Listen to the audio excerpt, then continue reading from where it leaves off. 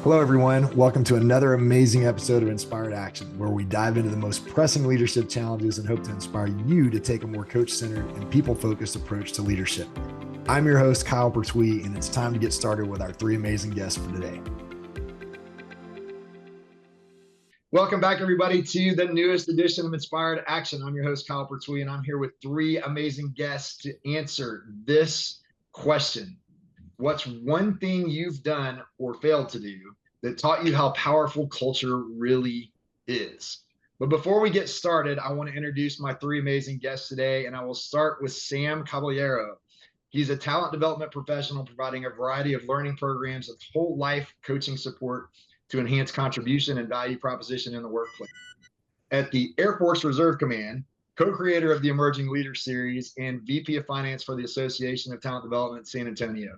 He has his ACC through the ICF and a CPTD with ATD. He is also the owner and founder of Pivotn, where he is offering coaching and leadership development services. Amanda Armstrong, owner of Alethia Counseling here in New Braunfels, Texas. Amanda believes her calling is to be with people in their pain, brokenness, and darkness, and walk with them towards healing and freedom. She states healing happens in connection with others, and together she helps them work towards restoring the past to renew the present in order to transform the future. I love that.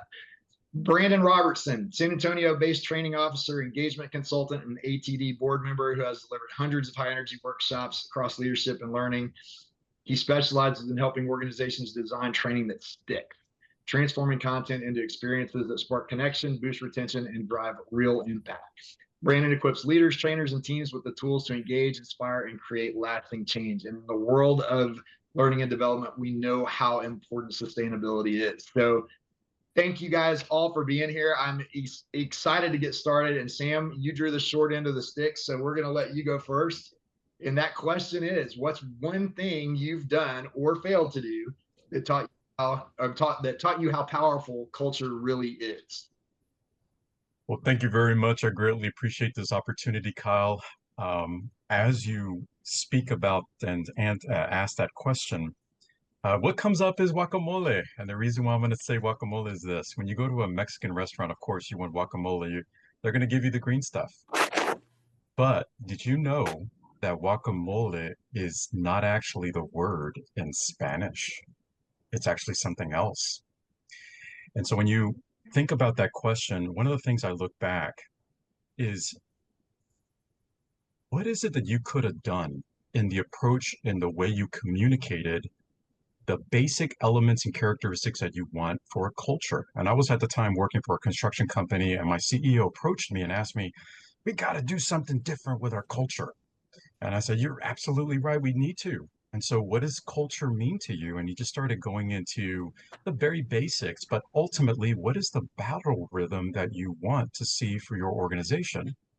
And so we came up with some incredible pieces of information that we could have leveraged.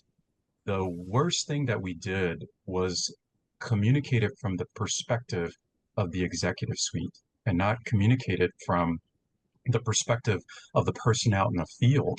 And so when you go back to what is the goal of communication, it is mutual understanding, that everyone has an understanding about what it is that you're trying to do, what you're trying to message. And so if you're in Madrid, Spain, you want to use palta.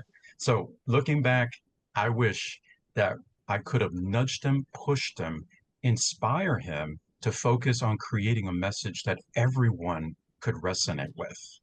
That's so good. And now I want guacamole. Right? But I think what I heard you say there is that if leaders are doing all the talking, culture loses its voice. Right?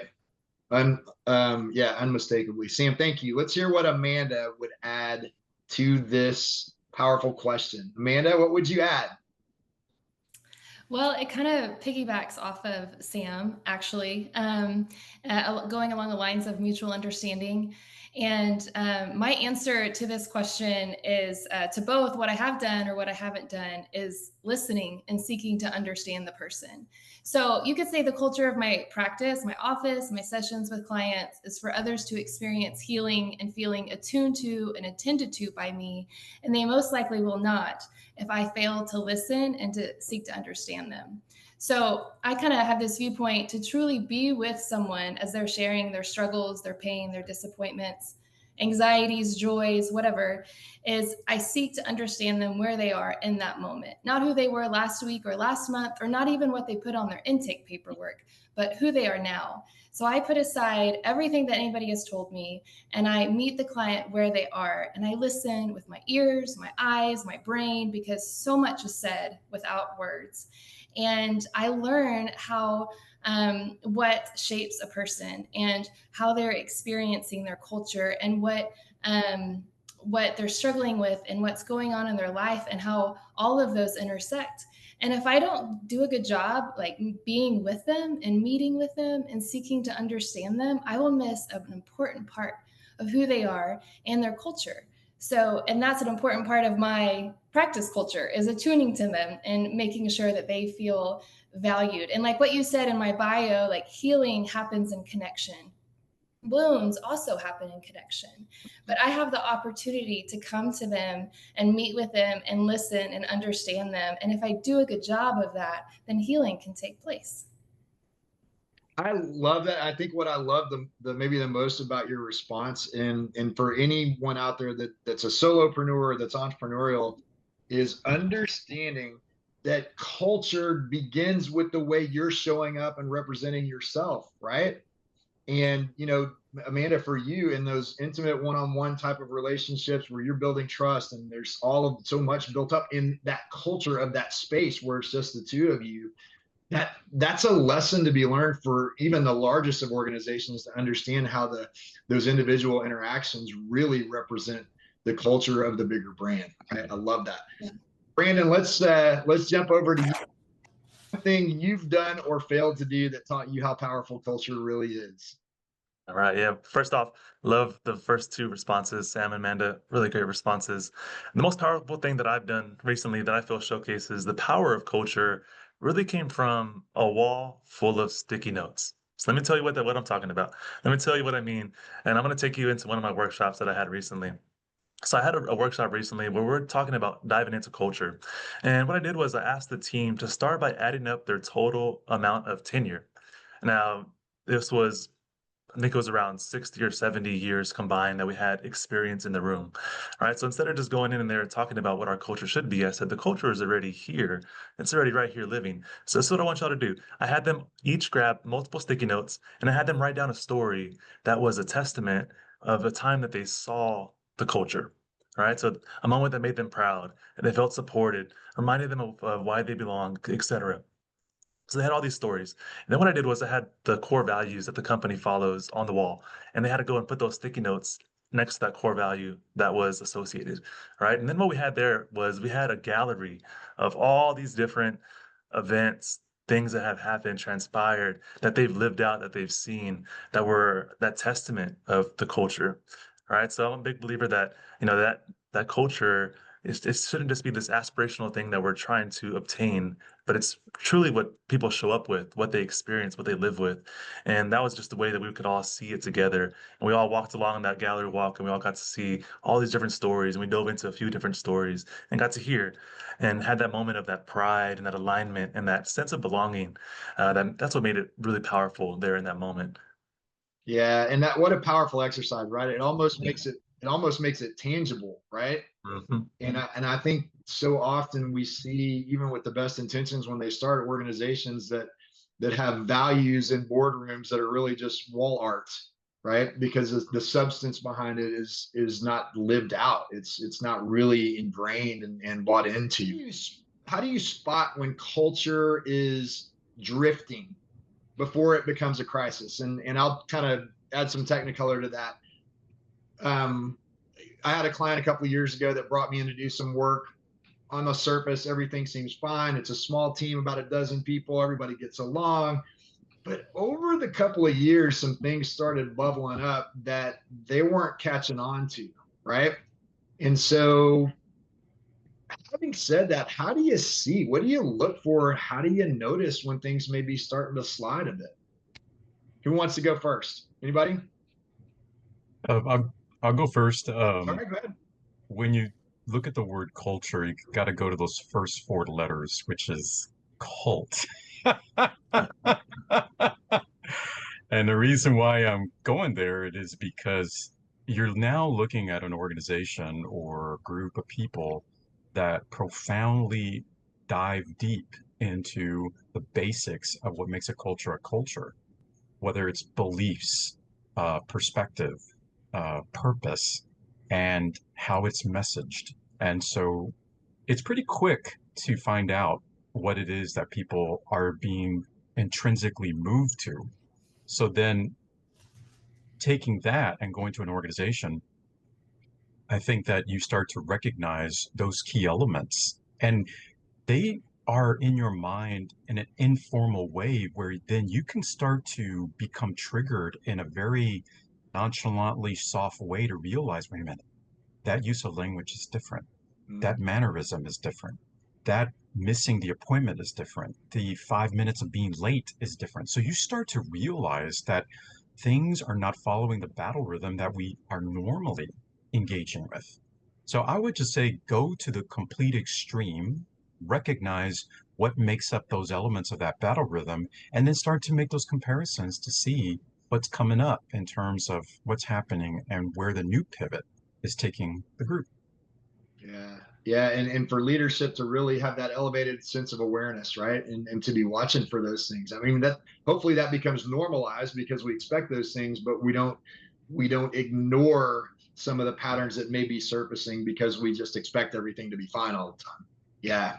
I love it. Amanda or Brandon, what would you add?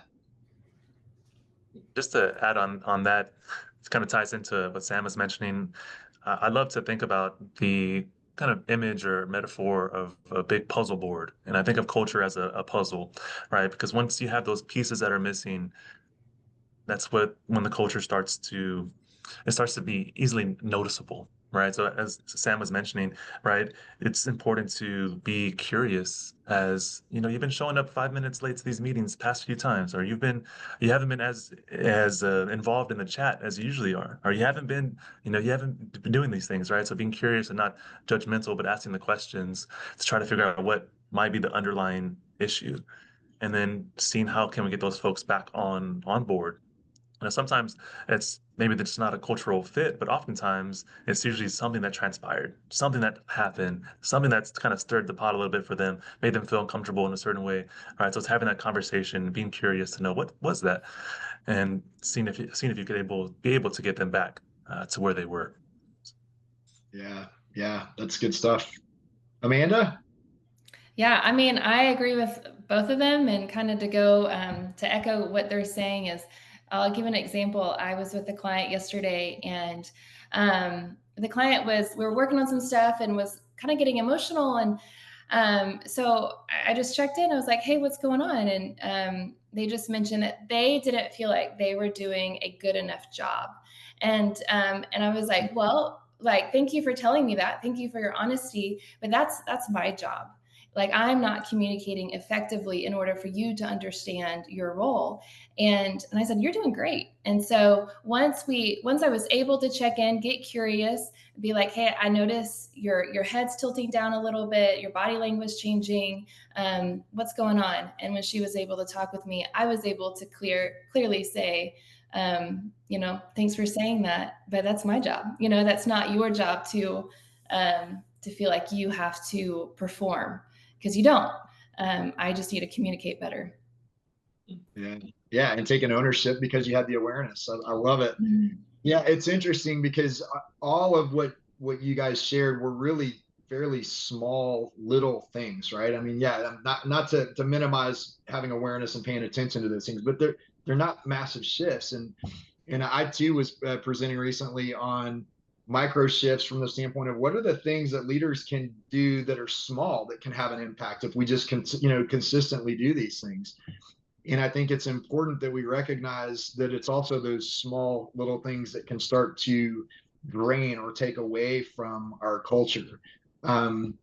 But because now that I'm thinking about that, I actually am going to throw an example of what happens when you do the things that benefit leadership from a small habit.